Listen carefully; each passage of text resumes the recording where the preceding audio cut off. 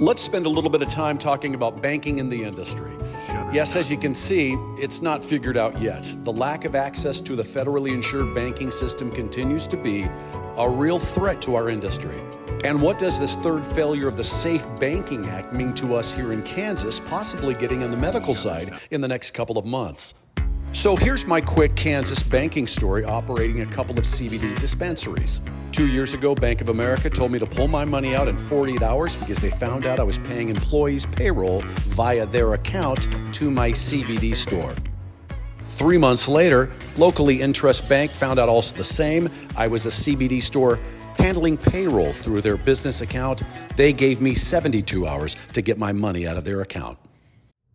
If you're involved in this space, if you represent clients in the cannabis space, you've heard a lot about something called the SAFE Banking Act, or the Secure and Fair Enforcement Banking Act. When you are in a federally illegal industry like the cannabis industry, it's difficult to do almost anything, whether that's banking, whether that's hiring and firing employees, whether that's payroll, whether that's taxes. But it's difficult to bank, to deposit the money you're making, which, a lot of it is for the dispensaries cash, although there are some interesting payment solutions now out there that are taking some of the cash out of dispensaries for safety reasons and otherwise. But these businesses are making a lot of money. What happens with all the money they're making?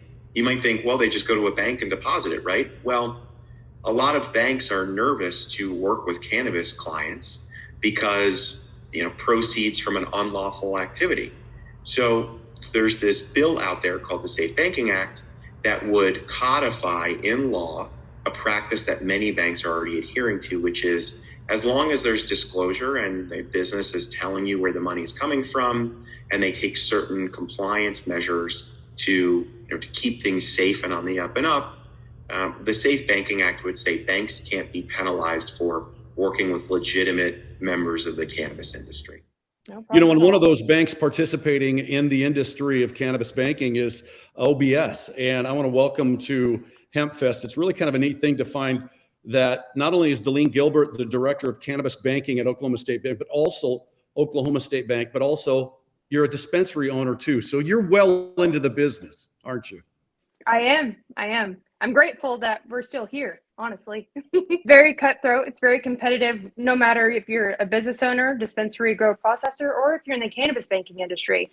No matter how you approach the Oklahoma cannabis industry as a whole, it's a robust market to try to bank. It's a robust market to try to remain competitive as a business owner. It's just tough all the way around. It is.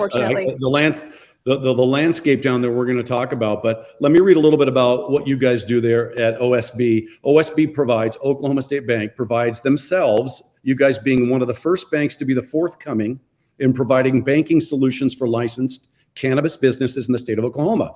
Why did the bank get into this sort of industry, and was it a lot of work? I wasn't in my position whenever we entered the cannabis space, but I do know that the Oklahoma State Bank, we conducted a risk assessment and prepared a business plan in 2019 that was presented to our board of directors for ultimate approval so that we could assist cannabis businesses gain access to banking services. Now, with a legal, legitimate business, and I'll repeat that, a legal, legitimate business within the state that is forced to deal with that is a heavily cash-based industry due to its federal status, we wanted to bridge that gap. It had to be profitable to present to our board of directors. Sure. So in that business model, we tried to arrive at the most competitive pricing. We realized that whenever there's a limited amount of a product, but a really high demand, and that high demand being a software that is understanding of our compliance needs, our regulation needs for our cannabis banking program, that's not cheap. And any cannabis business owner that has been established would understand that, actually. And so Delene, let me ask you this. The services that you offer your cannabis clients in Oklahoma, banking, checking, payroll, loans or lending, stuff like that, yes? Loans and lending, we're not there yet, but everything else on that list, you can put a check by it, absolutely. Okay.